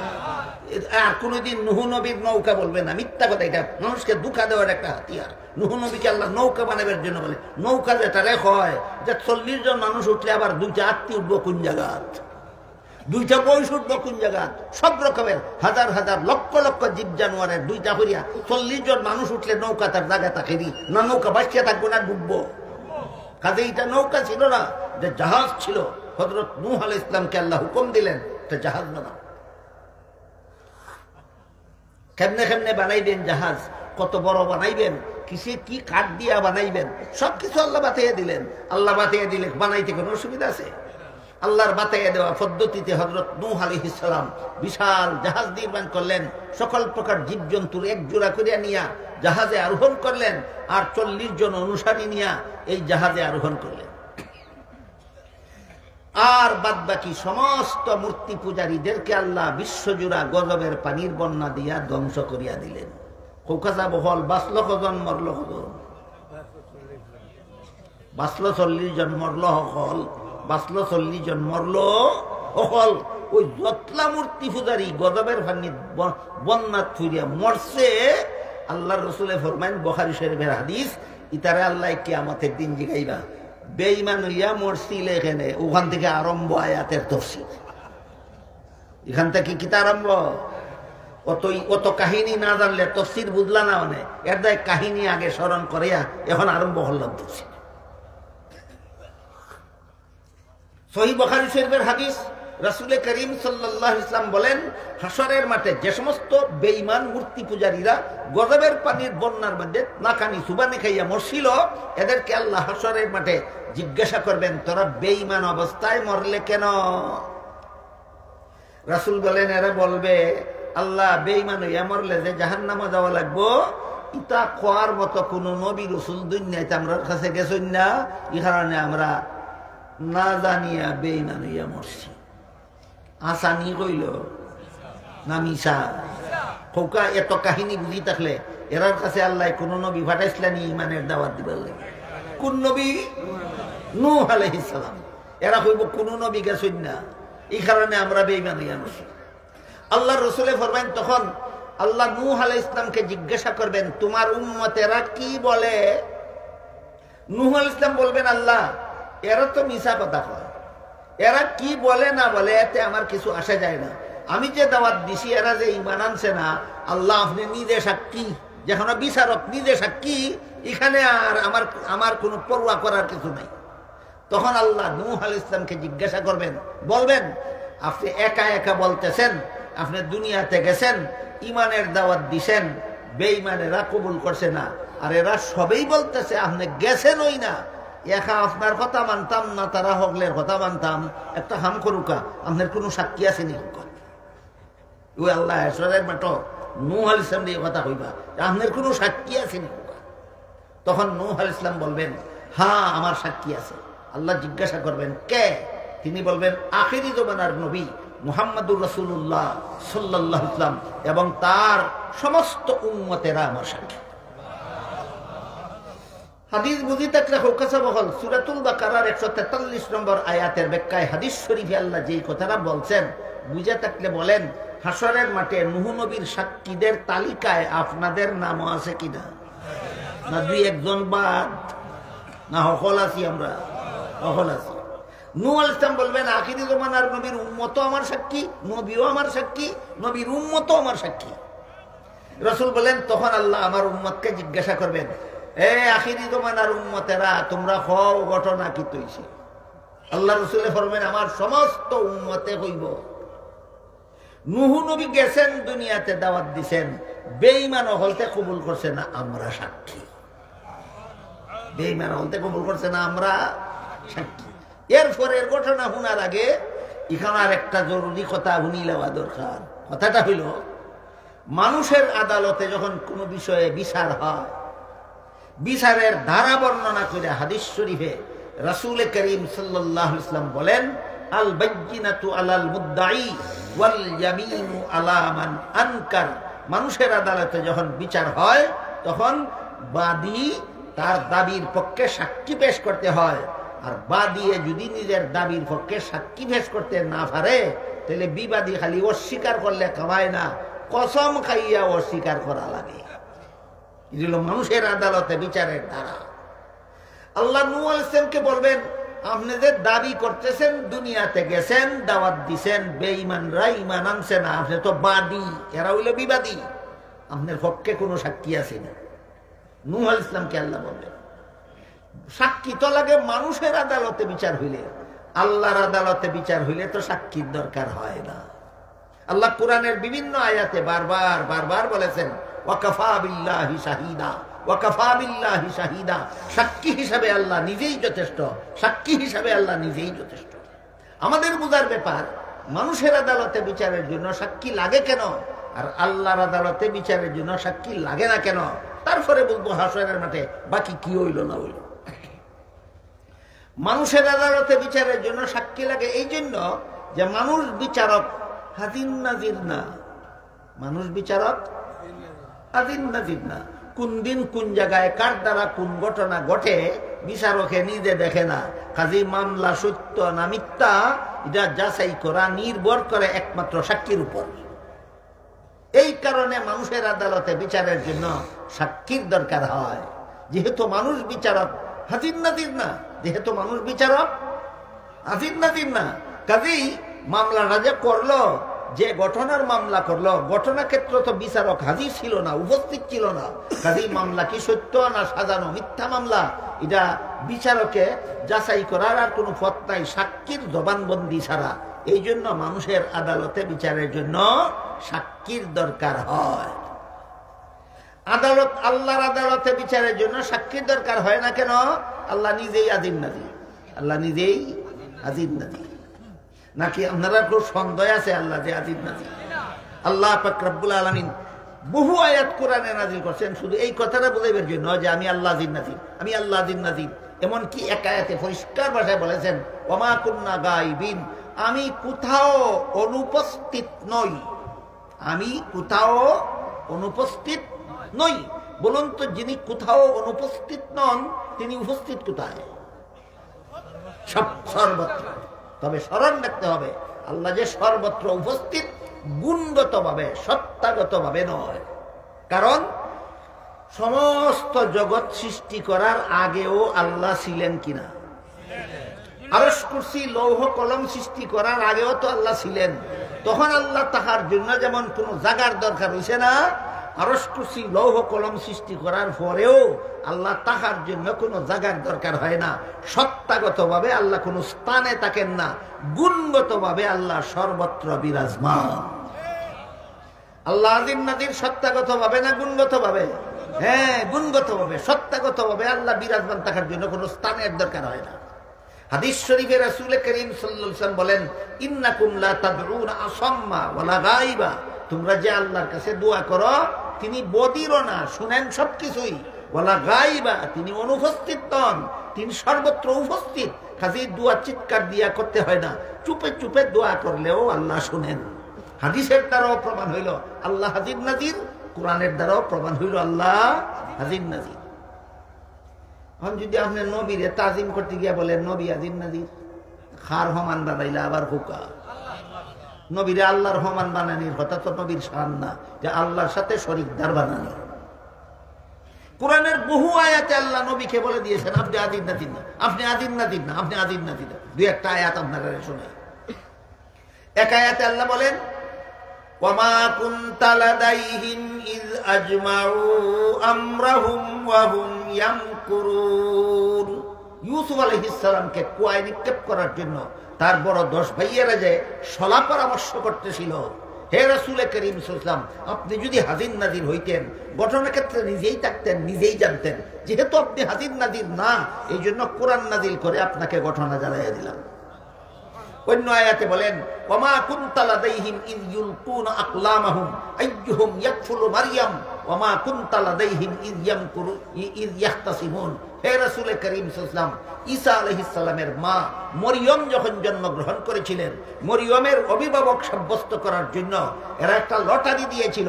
লটারির ঘটনা বর্ণনা করে আল্লাহ বলেন হে মুহাম্মদুর রাসূলুল্লাহ, যদি আপনি হাজির নাজির হতেন, ঘটনা ক্ষেত্রে নিজেই থাকতেন, নিজেই জানতেন, আপনি হাজির নাজির না, এই জন্য আপনাকে কোরআন নাজিল করে আমি ঘটনা জানাইয়া দিলাম। বলেন হাজির নাজির শব্দটা আল্লাহ কোরআনে নবীর বেলায় ব্যবহার করেছেন না নিজের বেলায়? আল্লাহ নিজেকে বলেছেন আমি আজিজ নাজির, নবীকে বলেছেন আপনি আজিজ নাজির না। এরপর তার সাফাত জোর আছে, এরপরও আর দলিল লাগে না। সাফাত জোরেই নবীরে আজিজ নাজির বানাই, সে বানাইয়ে ওই সারব। তুমি তোমার সাফার জোরে যা ইচ্ছা তাই করতে পারো, কিন্তু এইটা শিরিকি আকীদা ছাড়া সুন্নি আকীদা হবে না।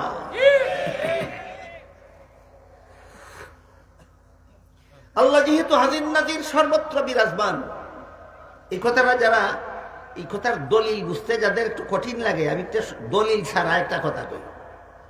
পছন্দ হইলে রাখবেন, নাইলে না রাখবেন, কারণ দলিল ছাড়া কথা আমার যেমন কোয়া না হওয়ার ইচ্ছা আছে, আপনারা গ্রহণ করা না করার ইচ্ছা আছে, কিন্তু কোরআন হাদিসের দলিল আমাদের বলতেই হবে, আপনাদের গ্রহণ করতেই হবে। দলিল ছাড়া একটা কথা কই, যেটা আপনারা পছন্দ হইলে রাখবেন, নাইলে না রাখবেন। আল্লাহ পাক রব্বুল আলামিন আজকে জকিগঞ্জ এসেছেন, আগামীকাল সিলেট যাবেন, পরের দিন যাবেন ঢাকা, এর পরের দিন সৌদি আরব হইয়া, পরের দিন লন্ডন, তারপরের দিন আমেরিকা গিয়া, পরের মাসও আল্লাহ আবার ফিরিয়া সিলেট আইবা। এমন কথা কোনো বিয়া হলেনি কোনো দিন হয়? কেন? হে যত বড় বিয়া হলো হের ইমান ঠিক আছে যে আল্লাহ আজির নাজির আইবা হই আর যাইবা হো। আজির নাজিরের আওয়াজ আওয়াজ হয় না, আজির নাজিরের আওয়াজ আওয়াজ এখন সব খানো আসে আইবা হই আর যাইবা হো। এটা বুঝবার লাগে আবার একটা কিচ্ছা কইও না। এক ফির আসিল ভণ্ড পীর, ভণ্ড ফির আর খাঁটি ফিরের মধ্যে পার্থক্য আছে। খাঁটি ফিরে মুরিদ করে মুরিদান রে আল্লাহ সিনাইয়া দিত, খাঁটি ফিরে মুরিদ করে মুরিদান রে আল্লাহ সিনাইয়া দিত। বন্ড ফিরে মুরিদ করে মুরিদানের ধন সম্পদ সিনাইয়া নিত। একদলে চিনাইয়া দিত আর একদলে সিনাইয়া নিত। এই হলো খাঁটি ফির আর বন্ড ফিরের আলামত। এক বন্ড ফির মুরিদের বাড়িতে গেছে বেড়ানি, মজায় মজায় খানি তিয়ার করে আর ভিড়ে খালি খায়। এটা তার তো আদর্শ, এটা মুড়িদা খালি দিত আর হে খালি খাইতো। একদিন দুই দিন তিন দিন ইচ্ছা মতো খাওয়াইছে, মুড়িদের লাগি গেছে কি বেতিস না, নিজের ফিরে হইতো আর তো পারে না যাওকা কি আরেকদিন আইবা অনে জিগায় ফিরসাব কিবলা আপনি আর কোনোদিন আমার বাড়িতে আইতা নানি। ফিরে হয় বেটা যে মজার খানি খাওয়াস তোর বাড়িতে না আইলে আর আইতাম কই হয় আপনি দেখি যাই নই নাতে আইবা কিলা খা। আরে আজকু গেলে আরেকদিন আইতা যদি যাই নই না চাইবা হোকেছে বহল যে আসে এ নিয়ে আয় যায় না, যে নাই হে আয় যায়। তা আল্লাহ সব খানো আসে না আইবা কই আর যাইবা কো। এই কারণে হাজির নাজিরের আসা যাওয়া নাই। আল্লাহ যেমন ভাবে আরশে আছেন আরশে যান না কোনোদিন, যেমন ভাবে আসমানে আসেন আসমানে যান না কোনোদিন, যেমন ভাবে জমিনে আসেন জমিনে আসেন না কোনোদিন, যেমন ভাবে পাতালে আসেন পাতালে যান না কোনোদিন, আসেন না কোনোদিন। যেহেতু আল্লাহ হাজির নাজির এই জন্য আল্লাহর কোনো আসা যাওয়া নাই। এবার বলেন আপনাদের নবী রুহের জগৎ থেকে বাবা আব্দুল্লাহর ঔরসে এসেছিলেন কিনা? আব্দুল্লাহর ঔরস থেকে মা আমেনার গর্ভে গিয়েছিলেন কিনা? মা আমেনার গর্ভ থেকে ভূমিষ্ঠ হয়ে মক্কা নগরীতে এসেছিলেন কিনা? মক্কা শরীফ থেকে হিজরত করে মদিনা শরীফ গিয়েছিলেন কিনা? হিজরতের আগের বছর মেরাজ করার জন্য বাইতুল হারাম থেকে বাইতুল মুকাদ্দাস ছিলেন না গেলেন? ছিলেন না গেলেন? বাইতুল মুকাদ্দাস থেকে প্রথম আসমানে ছিলেন না গেলেন? সেখান থেকে দ্বিতীয় আসমানে ছিলেন না গেলেন? না ব্যাককলের ব্যাককল ছিলেনও বুঝে না গেলেনও বুঝে না। তৃতীয় আসমানে ছিলেন না গেলেন? চতুর্থ আসমানে ছিলেন না গেলেন? পঞ্চম আসমানে ছিলেন না গেলেন? ষষ্ঠ আসমানে ছিলেন না গেলেন? সপ্তম আসমানে ছিলেন না গেলেন? জান্নাত জাহান্নাম পরিদর্শনে ছিলেন না গেলেন? আল্লাহর মুলাকাতে ছিলেন না গেলেন? গিয়া আবার ফিরে এলেন, রইলেন না আবার ফিরে এলেন? এই ব্যাককলের ব্যাককল আজির নাজির গেলেন কেমনে এলেন কেমনে হইয়া যা। তারপরে নবী দুনিয়ার থেকে বিদায় হয়ে একদিন রওজা শরীফের ভিতরে ছিলেন না গেলেন? কিয়ামতের দিন রওজা শরীফের ভিতরে থাকবেন না বের হয়ে হাসরের মাঠে আসবেন? হাসরের মাঠ থেকে উম্মতকে নিয়ে পুলসিরাত পার হয়ে জান্নাতে আসেন না যাবেন? এই ব্যাককলের ব্যাককল আদিন নাদির আইন খেমনে আর জাইন খেমনে হইয়া যা। কথা বুঝলানি সাবাহ? বুঝি থাকলে হুকা আজির নাজিরের আসা যাওয়া নাই, আর আসা যাওয়া যান আছে এই আজির নাজির নাই। কথা পরিষ্কার হয়েছে? এবার আসেন মূল কথার দিকে যাই। আল্লাহর দরবারে বিচারের জন্য সাক্ষী লাগে না কেন? আল্লাহ আজির নাজির। কোন দিন কোন জায়গায় কার দ্বারা কোন ঘটনা ঘটে আল্লাহ নিজেই দেখে। এই কারণে আল্লাহর দরবারে বিচারের জন্য সাক্ষীর দরকার হয় না। কোনো মানুষ বিচারক যেহেতু হাজির নাজির না, এই কারণে মানুষ বিচারকের আদালতে বিচারের জন্য সাক্ষীর দরকার হয়। কিন্তু সহিহ বুখারী শরীফের হাদিস মুহাম্মদুর রাসূলুল্লাহ সাল্লাল্লাহু আলাইহি ওয়াসাল্লাম বলেন যে হাসরের মাঠে আল্লাহ নূহ আলাইহিস সালামকে বলবেন আপনার পক্ষে কোনো সাক্ষী আসেনি। অতহান কিতা শুনছিলাম আল্লাহর বিচারও সাক্ষী লাগে না, ওখান দিয়ে দেখি আল্লাহ সাক্ষী তুকাইবা। ফাইলানি সাবকল কথা কেন কেন সাক্ষী তুকাইবা? এখানে মুফাসসিরিনে কেরাম লিখেছেন যে আল্লাহ নূহ আলাইহিস সালামের কাছে সাক্ষী তালাশ করবেন ঘটনার সত্য মিথ্যা যাচাই করার জন্য নয়। আল্লাহ আলিমুল গাইব, আল্লাহ জানেন সাক্ষীটা পেশ করা মাত্রই বেঈমানেরা হাসরের মাঠে একটা জেরা বাঁধাইয়া দিবে। এই জেরা যেখানে গিয়া নিষ্পত্তি হবে সেখানে গিয়েই প্রমাণ হয়ে যাবে তোমরা শ্রেষ্ঠ নবীর শ্রেষ্ঠ উম্মত। এই কথাটা হাসরের মাঠে সমস্ত জগৎবাসীর সামনে প্রকাশ করার জন্য আল্লাহ সাক্ষী তলব করবেন, ঘটনা যাচাই করার জন্য নয়। তাই নূহ আলাইহিস সালামের কাছে আল্লাহ জিজ্ঞেস করবেন আপনার কোনো সাক্ষী আছেনি? তিনি বলবেন সাক্ষী আছে। আল্লাহ জিজ্ঞেস করবেন কে কে? নূহ নবী বলবেন আখিরি জমানার নবী মুহাম্মদুর রাসূলুল্লাহ সাল্লাল্লাহু আলাইহি ওয়াসাল্লাম এবং তার সমস্ত উম্মতেরা আমার সাক্ষী। তখন আল্লাহ আপনাদের জিজ্ঞাসা করবেন তোমরা কি জানো? রাসূল বলেন আমার সমস্ত উম্মতেরা বলবে আমরা জানি। নূহ নবী দুনিয়াতে গেছেন, ঈমানের দাওয়াত দিয়েছেন, বেঈমানেরা কবুল করছে না। তখন বেঈমান ওই মূর্তি পূজারী যাতায় গদবের পানির বন্যার মধ্যে রাখানি সুবানি খাইয়া মরছিল, এরা কইব আল্লাহ সবগুলি সাক্ষীর বিরুদ্ধে আমাদের যুক্তিসঙ্গত অনাস্থা আছে। আপনারা যখন সাক্ষী দিলাইবা নূহ নবীর পক্ষে, বেঈমান হলতে কইব অহলতার বিরুদ্ধে আমরা অনাস্থা আছে এবং অনাস্থা খুব শক্তিশালী যুক্তি সম্পন্ন অনাস্থা। আল্লাহ জিগাইবা কিতা অনাস্থা? এরা কইব আমরা জিবলা দুনিয়া ছিলাম, এরা একজনও আসিল না। আপনারা আসলানি সাবাব ওই একজন আসেন, দেখো একজনও আসিল না। এরা ঘটনার কাছে আসিলই না। নবী গেলা কিনা গেলা না, দাওয়াত দিলা কিনা দিলা না, আমরা কবুল করলাম কিনা করলাম না, ইটা তো এরা জানে না বেটার সাক্ষী মানি না। খুব দুর্বল যারা বানাই দিল, এটা শক্তিশালী, খুব শক্তিশালী যারা বানাই দিবে।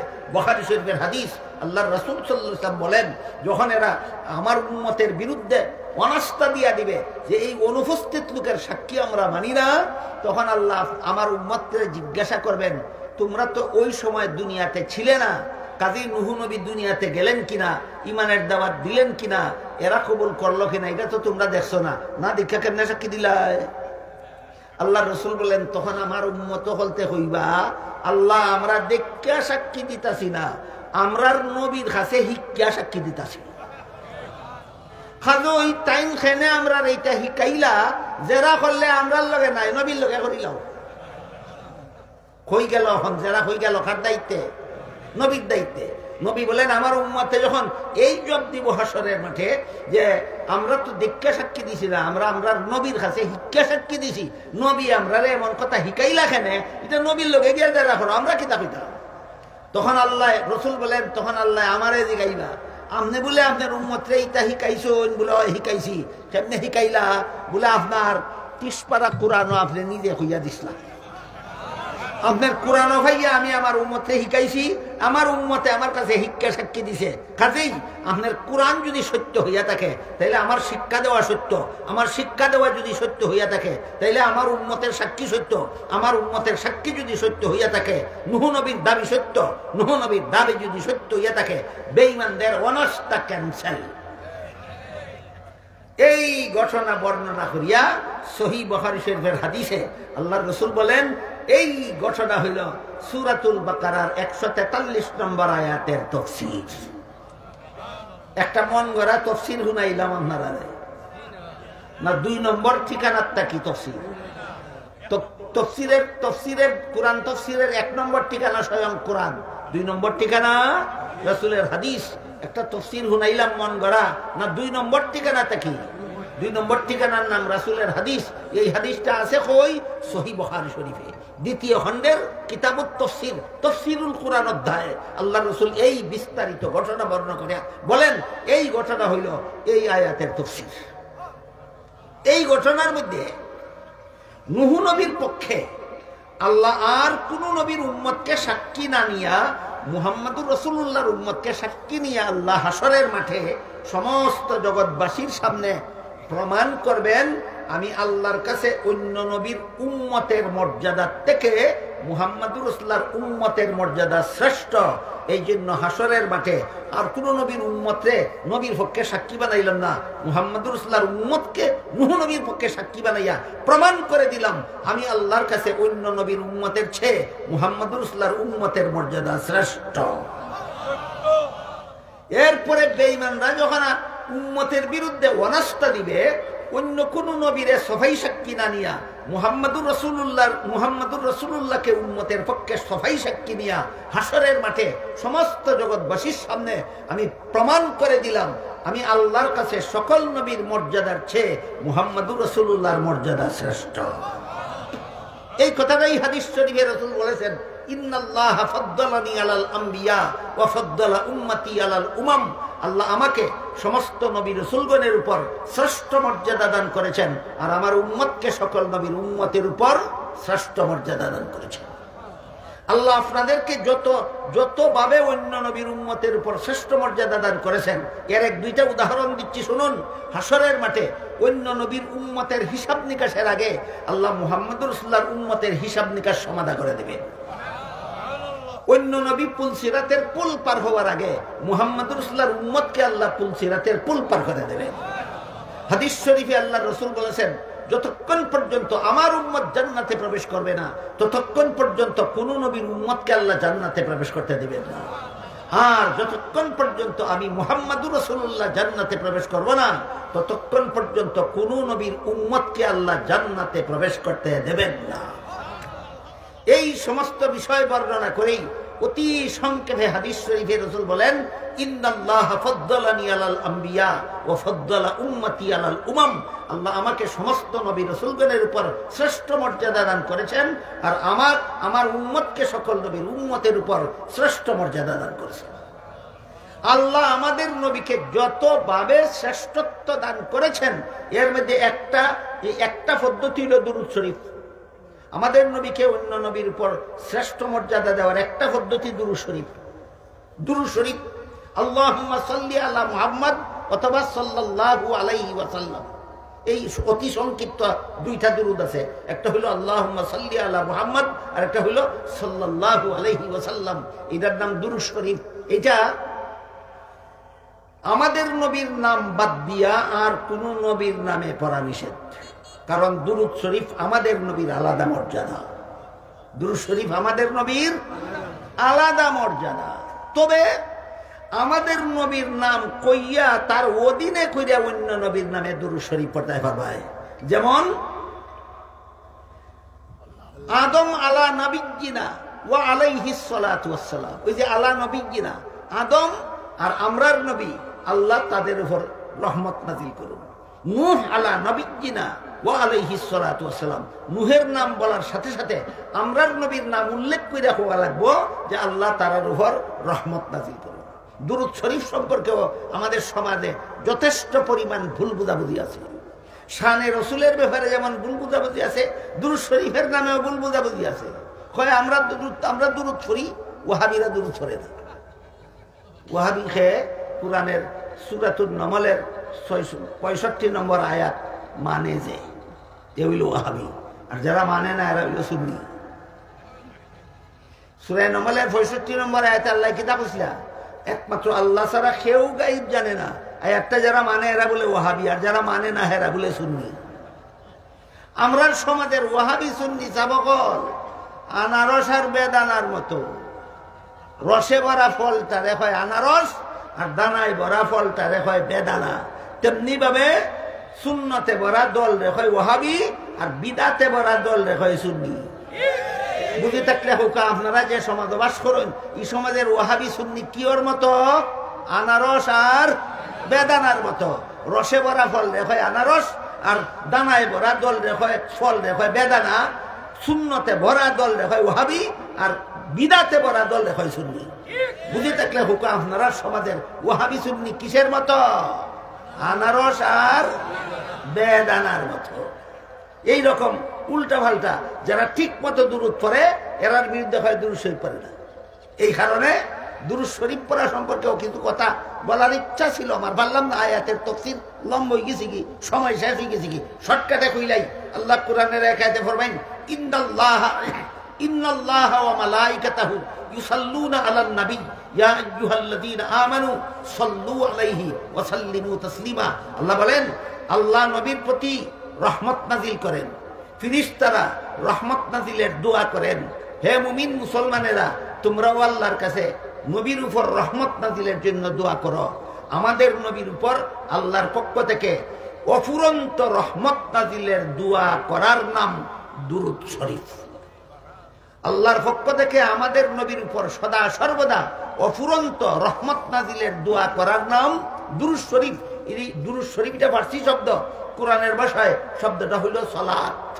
এই সালাত যখন আল্লাহর পক্ষ থেকে হয়, তখন তার অর্থ হয় রহমত নাজিল করা। সালাত যখন ফেরেশতার পক্ষ থেকে হয়, তখন তার অর্থ হয় গুনাহ মাফের দোয়া করা। সালাত যখন মুমিন মুসলমানের পক্ষ থেকে হয়, তখন তার নাম হয় রহমত নাজিলের দোয়া করা। এই 3 নম্বর সালাতের নাম হইল দুরূদ শরীফ।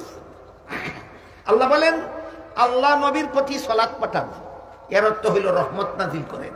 এরপরে বলেন ফেরেশতারা তোমাদের নবীর প্রতি সালাত পাঠান, এর মানে হইল গুনাহ মাফের দোয়া করেন। নবীর কোনো গুনাহ আসেনি? নাই। তাহলে কি এর গুনাহ মাফের দোয়া করেন? আয়াতের তাফসীরে লেখা আছে নবীর উসিলা দিয়া ফেরেশতারা সদা সর্বদা এই নবীর উম্মতের গুনাহ মাফের দোয়া করেন। এরপরে আল্লাহ বলেন তোমরাও নবীর প্রতি সালাত পাঠাও, এর অর্থ হইল তোমরা নবীর প্রতি সালাত পাঠাও, কথার অর্থ হইল তোমরা আল্লাহর কাছে সর্বদা দোয়া করতে থাকো নবীর উপর রহমত নাজিল করার জন্য। এইটা হইল দুরূদ শরীফের হকিকত। গুড়ার ডিমও জানে না, খালি আমি আর আমার দলে দুরূদ শরীফ, ওয়াহাবিরা দুরূদ শরীফ। গুড়ার ডিম জানাস দুরূদ শরীফ খানে হয়। আপনাদের গভীরভাবে লক্ষ্য করার ব্যাপার আছে একটা। আল্লাহ প্রথমেই বলছেন আমি আমার নবীর প্রতি সদা সর্বদা রহমত নাজিল করি। এরপরে সর্বশেষে বলেন তোমরা আমি আল্লাহর কাছে রহমত নবীর উপরে রহমত নাজিলের দোয়া করো। এই দোয়া করাটার নাম ওই দুরূদ শরীফ। এখন আল্লাহ তো আগের থেকেই রহমত নাজিল করতেই আছেন, তাহলে আমরা আবার কইলেন রহমত নাজিলের দোয়া করতাম কেন? আমরা দুরূদ পড়লে আল্লাহ রহমত নাজিল করবা, নাইলে করতা নানি করবা। তে তোমার দুরূদ ফরায় আর না ফরায় নবীর কি আসে যায়? গুড়ার ডিমো জানে না। তুমি দুরূদ পড়ো আর না পড়ো, আল্লাহ তোমার নবীর উপরে রহমত নাজিল করতেই থাকবেন, করতেই থাকবেন, করতেই থাকবেন। তবে কেন আমাদেরকে দুরূদ শরীফ করার কথা বললেন? মহামূল্যবান কথা, জীবন ভর মনে রাখবেন। সেটা হলো সারা দুনিয়ার সমস্ত মুসলমানেরা মুহাম্মদুর রাসূলুল্লাহর কাছে এত বড় একটা মহাঋণের ঋণী আছে, যেই ঋণ শরীরের চামড়া দিয়া জুতা বানাইয়া নবীর ফর্ম ফরাইয়া দিলেও পরিশোধ হবে না। সেই দিনটা হলো নবীর কলেমা বিশ্বাস করিয়া তুমি চিরস্থায়ী জাহান্নাম থেকে বাঁচিত। নবীর কলেমা বিশ্বাস করিয়া তুমি চিরস্থায়ী জাহান্নামী হওয়ার থেকে বাঁচিত। এই ঋণ নবীর পরিশোধ করতে পারতাই না। আমি হুকুম দিছি দুরূদ শরীফ পড়তে, এখানে সারা জীবন ভর দুরূদ শরীফ পড়তে থাকলে তোমার দুরূদ শরীফের উসিলায় আমি তোমার নবীর ঋণ থেকে মুক্ত করে দিব। এই হইল দুরূদ শরীফ পড়ার হকিকত। দুরূদ শরীফের বিধান আছে, প্রত্যেক মুসলমানের জীবনে একবার দুরূদ শরীফ পড়া ফরজ। আর অবসর থাকলে যতবার নবীর নাম শুনে ততবারই দুরূদ শরীফ পড়া ওয়াজিব। ওয়াজ হুনাত বইলে বত্তাকি উঠার আগ পর্যন্ত একবার ওয়াজিব। 3 খান কথা ইয়াদ রাখো কথা বল। দুরূদ শরীফ জীবনে একবার পড়া ফরজ, যতবার নবীর নাম শুনবো ততবার দুরূদ পড়া ওয়াজিব। ওয়াজ বইলে বোয়ার ভোর থেকে উঠার আগ পর্যন্ত হবার ওয়াজিব, একবার পড়া ওয়াজিব। একবারও দুরূদ শরীফ পড়া হয় না নি এখানে বইলে। আমি যত বড়ই মুহাম্মদুর রাসূলুল্লাহ কই, দেখছি আপনারা টুট লড়ে, কিতা হয় টুটে সাল্লাল্লাহু আলাইহি ওয়াসাল্লাম হয়। একবারও যদি না পড়তাম তে হইতাই দুরূদ পড়ি না। নবীর তরিকা মতো দুরূদ যা পড়া আছে আমরা ওই পড়ি, তোমরা যা পড়ো খালি মন গড়া। মন গড়া পড়ার নাম দুরূদ নয়, নবীর তরিকায় দুরূদ পড়ার নাম হইল দুরূদ। আয়াত যখন নাযিল হইল দুরূদ পড়ার, সাহাবায়ে কেরাম নবীরে জিজ্ঞাসা করলেন, ওগো আল্লাহর রাসূল, আত্তাহিয়াতুর মধ্যে আপনি শিখাইছুন আপনারা সালাম কেমনে দিতাম, কেমনে শিখাইছুন? আসসালামু আলাইকা আইয়ুহান নাবিয়্যু, সালাম আগে না ডাক মারলো আগে? আসসালামু আলাইকা আইয়ুহান নাবিয়্যু, বলুন নবীরে ডাক মারলো আগে না সালাম দিল আগে? এটা নবীরে সালাম দেওয়ার আদব। আগে সালাম দেও বাদে ডাক দেও। আমরা এইভাবে ওই দেই, যারা আগে ডাক মারে বাদে সালাম দেয়, এরা নবীর সাথে চরম বেয়াদবি করে। যেইটা সালাম দেওয়ার নামে বেয়াদবি করে, ইটা হয় আপনারা বলে ভরুন না। অবস্থাটা বুঝলানি সাবহল সাহাবায়ে এখন আত্তাহিয়াতের মাঝে আপনি শিখাইছুন আমরা কেমনে সালাম দিতাম, কিন্তু দুরূদ কেমনে পড়তাম আপনারা তো জানিয়া শিখাই দেবা। আল্লাহ রাসূলে ফরমাইন আল্লাহুম্মা সাল্লি আলা আল্লাহুম্মা বারিক আলা, যে 2 খান দুরূদ শরীফ তোমরা নামাজে পড়ো, এই 2 দুরূদ শরীফ যারা পড়ে এরা যথাযথভাবে উত্তম পদ্ধতিতে নবীর প্রতি দুরূদ শরীফ পড়ে। কলকাতা বহল নামাজ যারা পড়েন আল্লাহুম্মা সাল্লি আলা আল্লাহুম্মা বারিক আলা পড়েন না পড়েন না, আপনি উত্তম পদ্ধতিতে দুরূদ শরীফ পড়েন নবীর প্রতি। নবী বলে গেছেন নমাজের দাঁড়ই দাঁড়ে না, উত্তম পদ্ধতিতে দুরূদ পড়ব হইতে কি যারা নামাজ পড়ে আর প্রত্যেক নামাজের মধ্যে উত্তম পদ্ধতিতে দুরূদ পড়ে, এরার বিরুদ্ধে হয় ইতায় দুরূদ পড়ে না। কেমনে বুঝাইতাম অবস্থাটা? সালনি সিদুন নিসা বহল সালুন কিতা কইন আপনারা? সালুন সালইনে সুই রে কয় সুই সিদুন নি চালইনে শুই রে কয় তোর খরে দি ছিদ্র খেনে শুইয়ের খরে দি কতটা ছিদ্র থাকে চাল নিয়ে চালইনে হুঁচরে কয় শুই রে কয় তোর খরে দি ছিদ্র খেনে হুইছে কয় আমার খরে দি একটা দেখছস তোর খরে দি কটা খবর আছে নি এরা মুয়াজের মাঝে বারবার দুরুদ ফরে না দেখছস তুই যে আসল দুরুদ ফরস না খবর আসেনি এই কারণে দুরুদ শরীফ পড়াও আমাদের নবীর আলাদা মর্যাদা আল্লাহ আপনাদের আমাদের সবাইকে নবীর যথাযথ মর্যাদা জেনে যথাযথ মর্যাদা দেওয়ার তৌফিক দান করুন সবাই বলুন আমিন সুবহান রাব্বিকা রাব্বিল ইজ্জাতি আম্মা ইয়াসিফুন ওয়া সালামুন আলাল মুরসালিন আলহামদুলিল্লাহি রাব্বিল আলামিন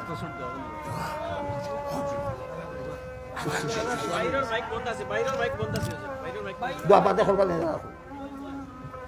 এখন আপনাদের জব দেওয়া বড়